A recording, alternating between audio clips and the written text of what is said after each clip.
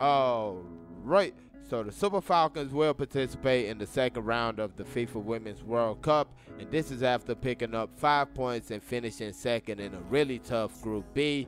Now they had to wait 24 hours after their final match to know their opponents, but yesterday they found out that they'll be going up against the Lionesses of England. Before we get more into details about the match and also stories about Deborah Abiodun's suspension and FIFA giving the team some great news, please don't forget to like and subscribe. Thank you very much. So yeah, England it is for the Super Falcons in the second round of the FIFA Women's World Cup. The match will be played next week, Monday, the 7th of July, 8:30 p.m. Nigerian time, and it will again be played at the Lang Park in Brisbane, Australia. The Super Falcons actually played their last 2 matches in that stadium, so that's kind of an advantage right there. So this matchup is going to be between the first place team in Group D, which is England, and the second place team in Group B, which happens to be us, Nigeria. Now England actually went a perfect 3-for-3 in their group. They won all 3 matches. Their first match of the competition was against Haiti. They won that by a 0-0. Then they played Denmark and won that also by a 0-0. And their third match, which was played yesterday, was against China, 6-1, just a whitewash right there. Now when it comes to the Super Falcons, like I said earlier, 5 points out of 9. They drew their first match in the competition. That was against the defending Olympic champions Canada. That match ended 0-0. Then the second match of the competition, all hell broke loose. That was against Australia, 3-2. We picked up the win. Then the final match, kind of a little bit of a disappointment, ended in a goalless draw against the Republic of Ireland. Now going into the match, I'm expecting a real physical match, especially from the English side. They're a real physical team, definitely a quality side, some real talented players on their team. I know Lauren James gets a lot of attention, and rightly so, but they do have a lot of other great players on their team that you got to worry about. Now there's definitely a lot more to talk about when it comes to this match, but I'm gonna leave that for another video, and we're gonna get in the next topic, and that's the suspension status of Deborah Abiodun when it comes to this World Cup right here. Of course, she picked up that red card in the final moments against Canada, and she missed the final 2 matches in the group. Now at first I was kind of expecting that it was only gonna be a 1-game suspension, because the rules clearly state that it's a 1-game suspension for a straight red, unless the disciplinary committee feels otherwise, and I'm guessing they felt otherwise because she missed the second match. And then we see the news that she's gonna be missing the third match, which is the second round match. So that's kind of messed up right there.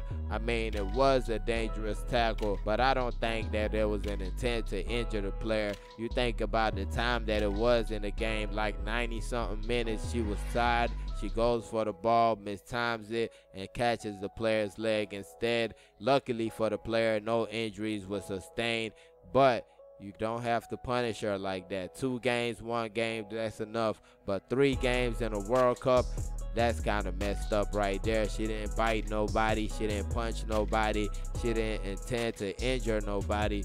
So that's kind of messed up in my opinion. So from the bad news to the good, we got great news for the Super Falcons, because it was reported that FIFA is now going to be giving their prize money directly to them. It was like they were going to give it to the federations before. I don't know who's calling shots in FIFA that was ever an idea that you should give the money to the federation and they're going to give it to the players. But now cooler heads have prevailed, common sense has prevailed, and the players will be getting their money sent directly to them from FIFA. Now for me, the best part of the news is that this was done just because of the Super Falcons. The Super Falcons were the reason for the rule change, the reason why players will be getting their money directly put in their accounts. So this is definitely a monumental type of situation, something that the players definitely should be proud of, especially somebody like Desire Parnose, because this goes way back. They have been fighting against the federation for unfair treatment for so long, and and they finally get a big win on a big stage. I mean, I don't feel like it's a complete win because FIFA has not really come out and acknowledged what they've been doing, acknowledge that they've been looking at our federations acting crazy and not saying anything, acknowledge that you saw our players staying in hotel rooms after getting bumped out the last World Cup, refusing to go and making a big scene, acknowledge that you saw all that and did nothing.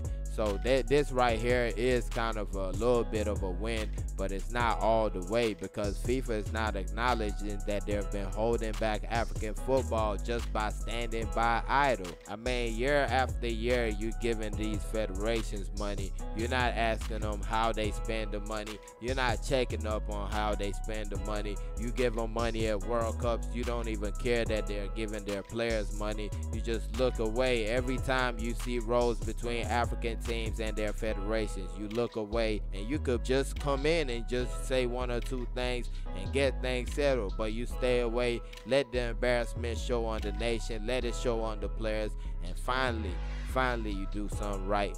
So I'm gonna give them a pat on the back, but a half pat on the back. I'm not gonna give FIFA all the way a pat on the back because this is common sense. If you tell somebody, oh, FIFA is finally giving the players the money in their account, they're gonna ask you, oh, FIFA wasn't giving the money to their account before? What were they doing? But as the saying goes, better late than never, and this does make sure that the NFF doesn't mix up the World Cup money with the rest of the money that they owe the team. So that kind of makes it like, look, NFF, you pay what you owe, and we're gonna pay what we said we would pay. So that's definitely something to smile about right there. That being said, Super Falcons will be taking on England in the round of 16 of the FIFA Women's World Cup. Let me know your thoughts and predictions. Put them in the comment section, and please don't forget to like and subscribe.